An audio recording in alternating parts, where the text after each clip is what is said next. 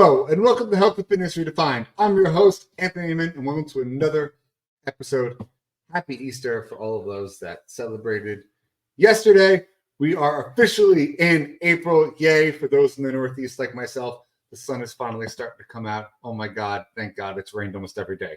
So, just a quick reminder to everybody, this actually will be our final episode on YouTube. So this is it. Our lucky guest didn't even know this pre-planned. This is the last episode we will be posting on YouTube. For now on, we will have all audio everywhere you guys listen and video exclusively on Rumble. So if you want to watch the video, you're thoroughly enjoying that format, get over to Rumble, guys. We're over there. It is free. It's a great platform, and we can post what we want, which makes it even the better. So without further ado, let's look to the show. Curtis, it's a pleasure to have you on today. Thanks for having me, Anthony. How does that make you feel? You're our final episode on YouTube. Yeah, I like that. Let's celebrate that. Yeah, it's been 3 years on that platform, and we're finally leaving for the better. Thank God. That's great. But without further ado, let's just get to know a little bit about yourself, how you got into the fitness space, and then we'll hop into today's topic. So go ahead. How did you get into fitness, Curtis? Yeah, I was an athlete all my life. I played on our national water polo team. I'm based out of Vancouver, Canada, and as I was finishing off school, I focused on kinesiology and a minor in business. I started training people on the side in my last semester, and what I thought was going to be a stepping stone in the career, I ended up doing it for the last 22 years. So I built and scaled a chain of high-end boutique personal training studios. We have 23 locations across Canada, and then have a digital platform that we have over 15,000 trainers that use our platform to help them engage with their clients and their customers. And so, yeah, it's been one hell of a journey. 22 years later, and I'm still doing it. But there's a lot of history, experience, and stories to share. I just had a pure curiosity, and I'm sure everyone else is one of my favorite questions. But out of all 22 years of being in this space, is there one or two memories that really sticks with you that you'll never forget? Good and bad. Yeah, I mean, you know what? There's the first one. I mean, I was 23 years old when I took $450,000 out and started my own gym. And when you think about that, like 20 years later, that's probably $1.5 million today. And I will never forget, the sacrifice and actually just the fear that ran through my body at 23 and going, what am I doing? And so, yeah, I mean, that 22 years later, I still think about that today. That's probably one highlight. And I would say, yeah, I mean, everything from the first client to, some of the other histories of opening up the second, the third, and the 10th location. That was a milestone. So, yeah, I mean, there's been a lot. I want to talk about that first one you mentioned, because I think that's so appropriate. And you're telling me that, and my brain is like flashing back to that exact moment. The time I decided, fuck it, I'm going to go open up a gym when I'm completely broke and take out this giant loan, open up 15 credit cards to max every single one out to give myself a year before interest hits and puts me out of business. Like, life-changing moments. Yeah. Oh, yeah. Yeah. It was, I mean, I look back and it was just, I remember coming home to my folks. I had moved back with my parents, and I walked in, I said, I'm opening up a gym. They're like, you are nuts. And I'm just like, come on, like, now's the time to do it. The way I looked at it is, at 23 years old, I had so much runway in terms of time to make up for any loss or any obstacles I might have faced. And so I just felt like now is the time to take that risk. And, I never looked back, really. And I think the important part is that's a huge loan. For a lot of people looking at that, that's a house. That's bigger than a house for a lot of people nowadays.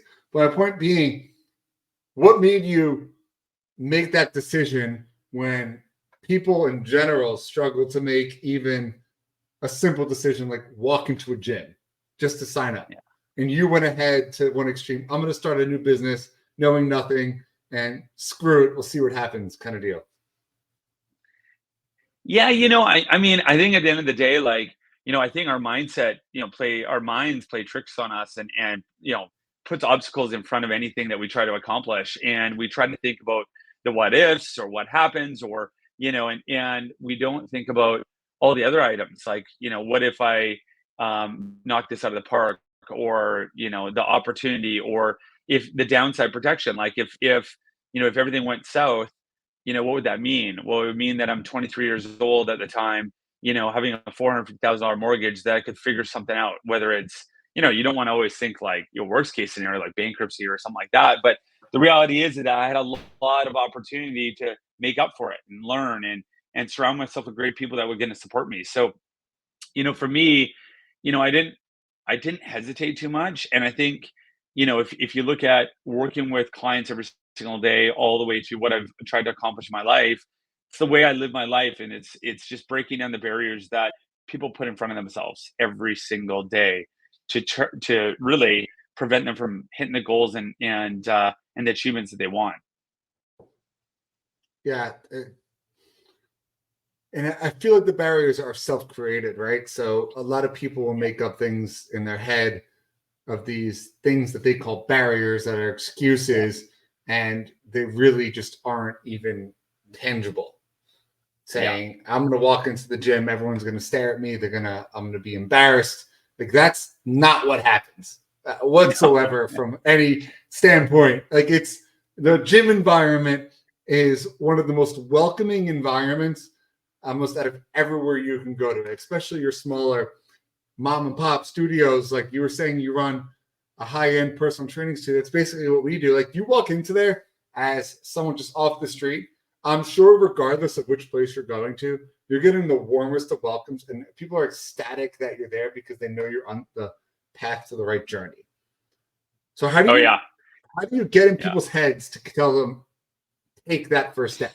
What is the psychology behind, hey, you're doing nothing, let's create the interest and let's get you in the door to help change your life?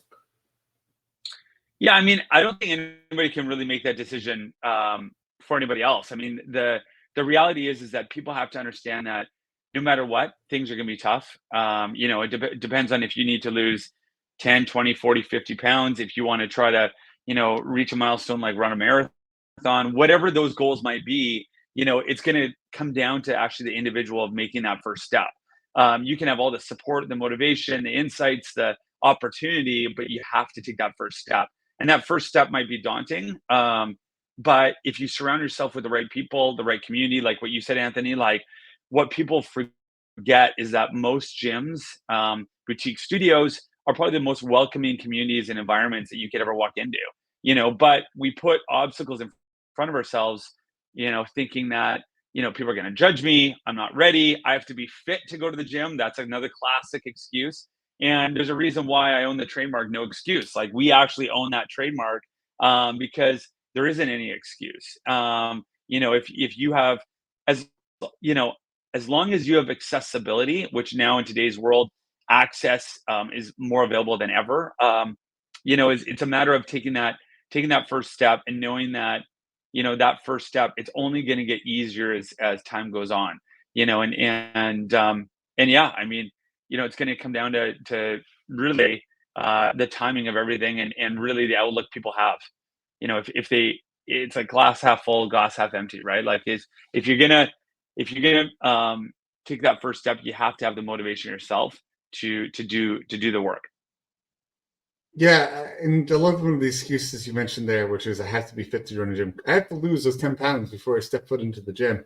Like, Yeah. it's totally just counterintuitive and a self-created barrier. And I think part of the reason is people put all these things in front of them that they think they have to accomplish first. And then they just get overwhelmed with how many things there are that they have to accomplish in order to be healthier. It's not just Yeah. take a pill and lose weight or go get a shot of Ozempic and get the weight Yeah. off. Like, that's why people are willing to spend thousands of dollars on these things, because they can give them a quick fix and they feel like they don't have a lot in front of the way to get there. But in truth, it's very, at least in my opinion, there's very simple steps that you could take that are, one, free, and two, will change your life for the better over in the long run, and not just be a quick fix that's going to screw you up for the rest of your life and damage your kidneys or gastric bypass surgery, which is going to totally like prevent what you eat and control what you eat for the rest of your life. Like little tiny steps that can change your life for the better. So in your opinion, what do you think are those simple, free, obtainable steps that somebody can take that are going to have way more impact than going the traditional route of surgery and medicine? Movement, nutrition, and sleep, those three things. And they can be simplified more than most people can imagine. The reality is, like you said, most people go for the quick fix, the magic pill, or they go the opposite way. They're already trying to optimize their health before they've even focused on the fundamentals. The reality is, most people can't master the fundamentals. So, when we look at movement, nutrition, and sleep, it's like, are we moving 3 to 4 times a week, 30 minutes a day, as an example, general rule? It's not high intensity necessarily. Zone two workouts. There's proof and studies that show for longevity purposes, it's probably one of the best, zones from a heart rate zone to work in. So are you moving 3 to 4 days a week at 30 minutes a time? Number one. Number two, nutrition. Like, how do you actually eat? What does that diet look like? It doesn't mean that you have to subscribe to some sort of, no carbs or any of the diets that are out there. It's just, are you eating regularly at the right time? Number one. Number two, are you reducing the number of sugars and simplified carbs? And then number three, what does that look like on a day to day, from a snacking perspective? And so, nutrition is another factor, and then sleep. A lot of people don't value sleep as much as they should. It's this. If you look at weight loss, it's the second leading factor of weight loss. First is nutrition, second is sleep, third is movement. And what does sleep look like? A lot of people don't have proper, essentially hygiene around their sleep. Do they have, protocols around their sleep? Are they consistent with their sleep? Do they go to bed at the same time? And then there's some other tricks and tips that I would suggest around sleep on how to optimize it. So those three things, if you break it down and you simplify all those three things, and we can break them down even further, that's where you got to start. That's where you have to start. So let's talk about this. It was nutrition, it was movement, it was sleep, right? And you said out of all Yeah. three of them, nutrition being the one that sits on top. And I think this is the most heavily saturated one out of all three, where, I mean, you can go on Instagram and everyone's giving you a different opinion about how their mother or their friend lost 10 pounds. And this is what you have to do. Eggs are good, eggs are bad, salad's good, salad's bad. I mean, every 3 seconds, your mind can get overwhelmed and changed.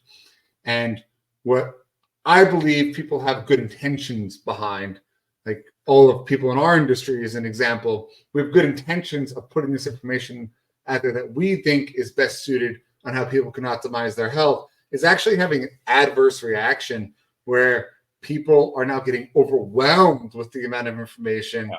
They really don't know what's truthful because they've never looked at it before. And they're just going off of what we call social proof, which is asking your friend next door about how they lost 10 pounds and listening to that over everything else because they're just so overwhelmed with what's actually considered factual that they're listening to that guy and these new crazy fat diets are coming out. Or they're just not listening at all and just shutting it down and just saying, it's too complicated, I give up. So how can we simplify this for the general public while still A, showing value by giving information, but B, not making that value like overbearing?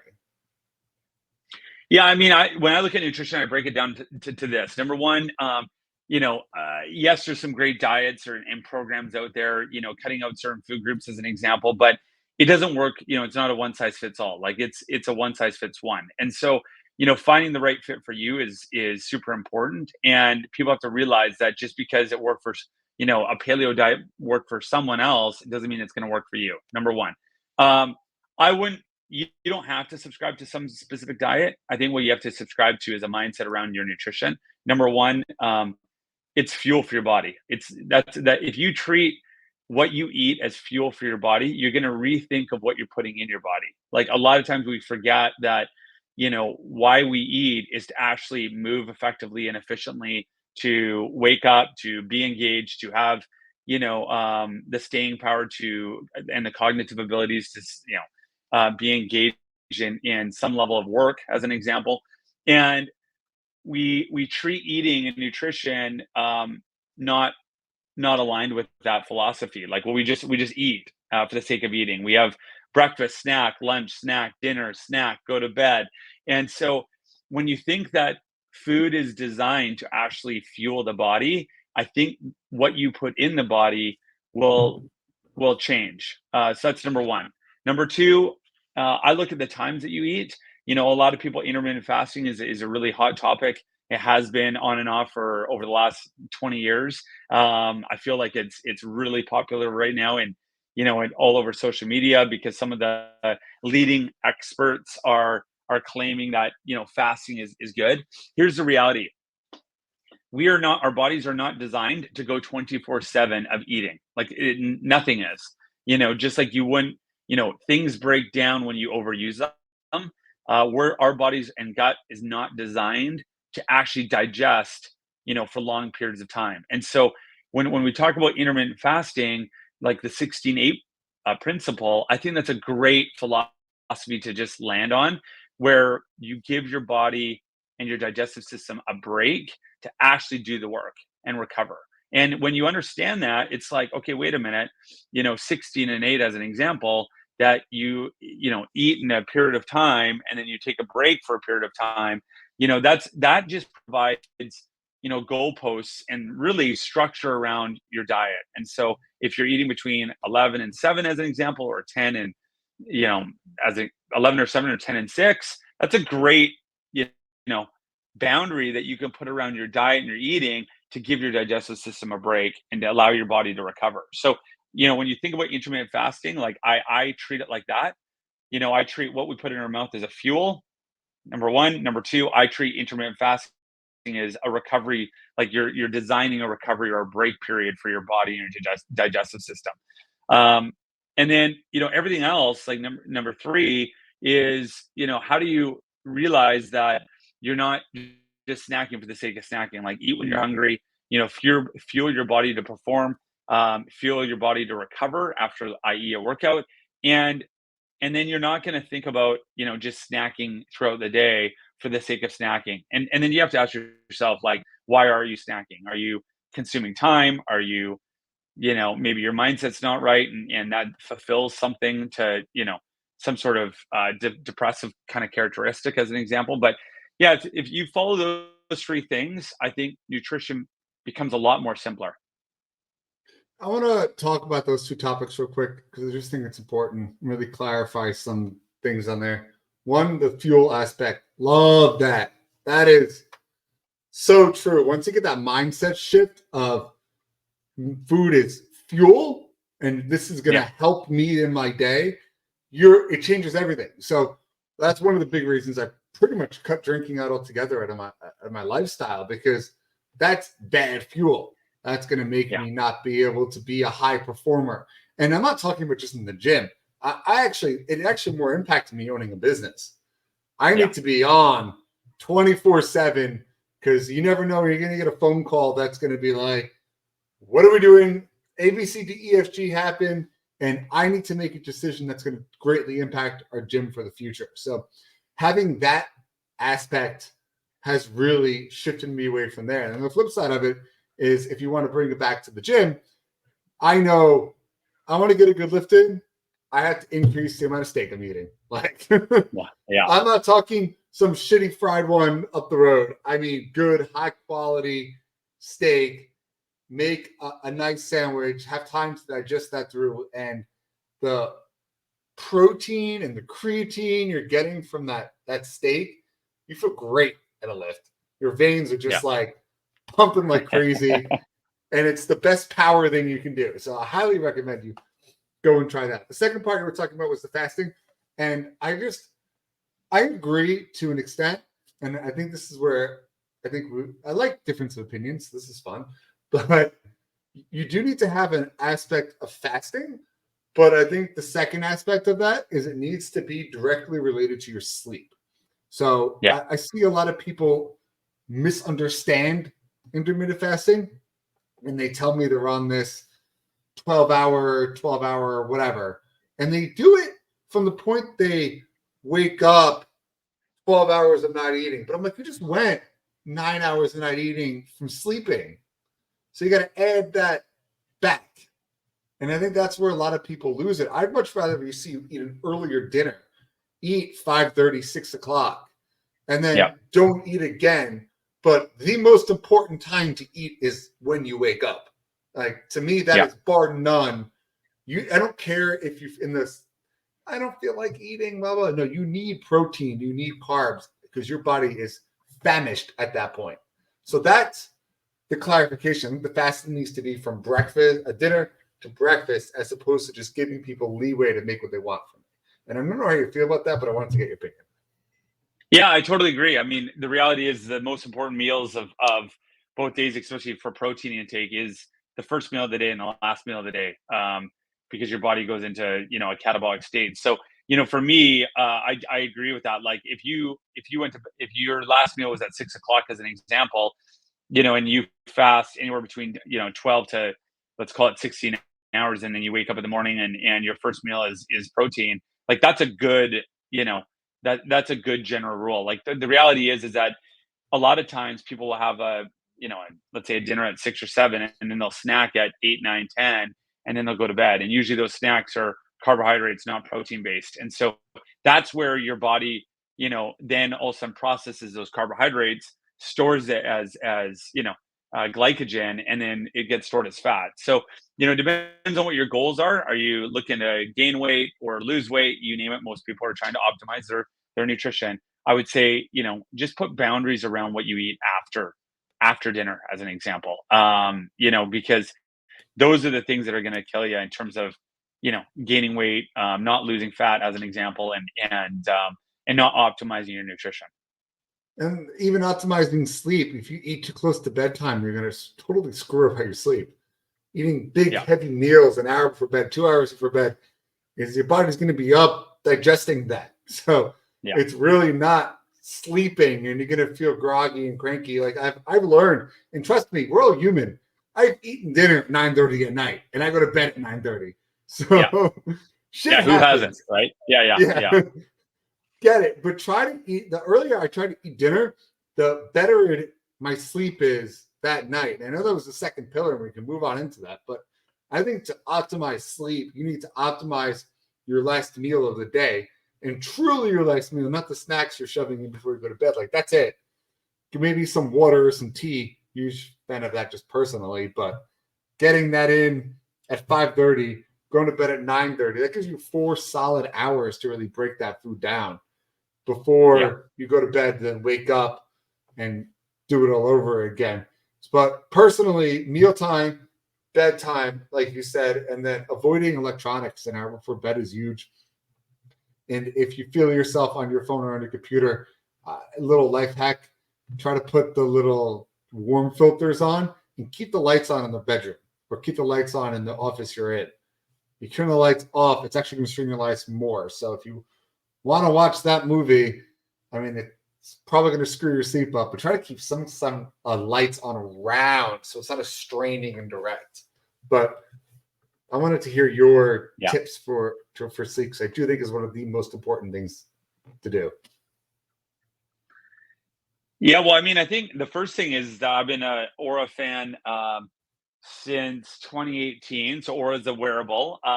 There's some phenomenal wearables on the market right now. Whoop is one of them. Aura is another one. I'm a big fan of the Aura ring, and I would highly recommend getting, for all those listeners, recommending looking and considering getting a wearable that measures your sleep. It's the one thing that's really hard to really quantify and measure, because you're sleeping. So you can't really determine how effective your sleep was. Unlike when you go to the gym, you probably know, generally speaking, like either how hard you ran or how much you lifted. You're awake to actually tell the story. When sleeping, you don't know the quality of sleep that you've had, generally speaking.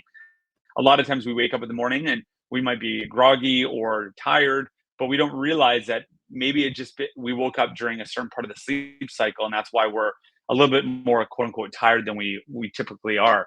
It doesn't mean that you actually had a poor sleep. And so that's number one. I would what you measure is what matters. And so I would definitely recommend getting a wearable to measure your sleep. But some factors that improve your sleep, number one, from a sleep hygiene perspective, is ensuring that there's regularity with your routines. Like that is a really big thing. A lot of people don't realize that, your body adapts quite quickly and depends on regularity. So if you go to sleep or go to bed at different times every single night, it actually has a drastic impact on, not only your sleep score and quality of sleep over a long period of time, but even, every single time that you shift that and change that, it will impact the quality of sleep. So that's number one. Number two, you just mentioned it. So not having technology, any kind of blue light that, right before bed, is a very stimulating thing for the mind, and so it's really important that you reduce any kind of artificial light before you go to bed, whether it's on your phone, whether it's on the TV. Ensuring that you remove that as much as possible. So having, and trust me, I am the guy that likes to watch a movie and wind down for the day. But it is definitely something that does impact your sleep. So that's number two. Number three, the temperature. So temperature, I think the ideal temperature they say is between 19 degrees Celsius. So I think that's like 67 or 68 degrees Fahrenheit. That is the ideal temperature. A lot of people think that they have to have like a warm room and warm blankets. It's actually the opposite. Nice cool temperature is really important for an effective sleep. It gets you into a deep sleep earlier on in the night, and so that assists with that. And if you have troubles, if you have to have like a hot tub or a shower before bed, that actually helps. A lot of people don't realize that, like this whole movement around cold tubs and plunges and cold showers, don't do that before you go to bed. Like that is the last thing you should do. You should actually have a warm shower, a warm bath, or a warm like hot tub as an example before you go to bed. Because then when you go into bed, into your sheets, the temperature, your body's cooling down versus heating up. If you have a cold shower before you go to bed, your body actually, your system will then turn on, the thermostat will turn on, and it will start producing heat. And you actually want to be cooler going into bed. So like that's another trick and tip. And then ensuring that you have, as much, you know, um, darkness as possible. Like that's super important. A lot of people don't realize that, like, these blackout blinds and certain other things is, eye masks as an example. I prefer not to wear an eye mask, but if you want, really to cut out um, all the light in the room, like it is a good and effective way to do that. So those are some tips right there on how to effectively manage your sleep. And then there's some technology like 8 Sleep as an example. It's a cooling mattress that allows to adjust the temperature throughout the night based on your body temperature and your body movement. And that's there's some great technology out there that can help out with that. Yeah, I'm laughing. You said 67 and how it's cold. You guys should never come over to my house. My wife keeps our bedroom 61, 60. We put it up to 65. Like it's set the thermostat. It hits 65 and right when we go to bed and right when we wake up as the warm up to get out of the sheets now. But at night, that thing is dropping down to the low 60s. That's awesome. And I hope she doesn't listen to this episode, but I freaking hated it when we first started living together. It was absolutely miserable. I'm like a 70 plus guy, but I've been sleeping a lot better with it being colder. Yeah. Yeah. Oh, yeah. Don't tell her she was right. No. Yeah. Right. But that's that one's huge. And then, like I mentioned before, the food, and then we talked about a blue light, which is definitely important for those that get a lot of direct sunlight into their windows. Making sure that it is black out, especially if we live in a city, it definitely, you have all that artificial light coming from the outside, definitely plays an impact. We were in Texas for a honeymoon and we stayed in a yurt. So we were in the middle of nowhere. It was the place where there's like the least artificial light in the whole 48 states, and slept like a freaking baby. Yeah. You're just out. Like there's nothing from a distance. All you heard was coyotes, and you're just totally in another world. Like back with the way it used to be, I guess, right? It was just once it get dark, Oh, there yeah. was nothing. Yeah. So very interesting. And then the third thing we talked about a lot on the show, obviously, is movement, which is something you mentioned. And a lot of things with movement, I've said it over and over and over again, and I'm not going to tell you what it is until Curtis repeats it, and then you can be like, oh my God, he said it again, and they didn't prep this show. But Curtis, go ahead. What is the simple barrier to entry breakdown to add movement to somebody's life? To what? Sorry? Add movement. How does someone simply add movement and not overcomplicate it? And movement in life, like you're, yeah, I mean, I think at the end of the day, like, if you're not moving, you're losing, like you're stopping, right? So it's like, you got to continue to move. And the one way to do that is obviously the easiest way to do that is walking, walking every single day, like 30 minutes of activity, is the easiest rule. 30 minutes of activity every single day, whether it's walking, it does not have to be intense, does not have to be strength training. Like that is get your shoes on and go for a walk, and you are going to maintain a level of cardiovascular endurance and health, for the rest of your life. And the minute that you stop doing that is the minute you stop moving is the minute you're gonna stop living. So just simple as that. Like I've said time and time and time and time and time again, just walk. Yeah. It's the simplest way. You don't have to overcomplicate anything. Get outside, but when you wake up, go for a walk. Or even at night, go wind down. Instead of watching TV with your family, go for a family walk with the sun setting. Yeah. Look at that. Bonding time, winding down for the night. It's casual, it's leisurely, and you're getting outside. And then you're going to get naturally tired because you're going to watch the sunset and your body's going to naturally start winding down instead of being Yeah. exposed to artificial light.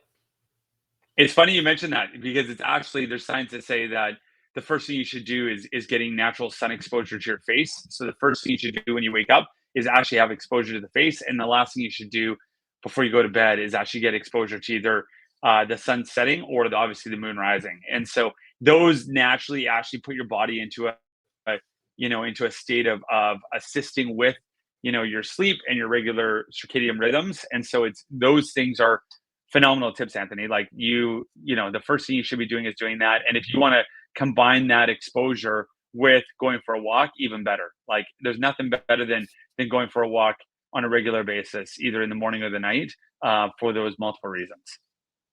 And if you're saying to yourself, it's too cold, Curtis, where do you live again? Vancouver? Yeah.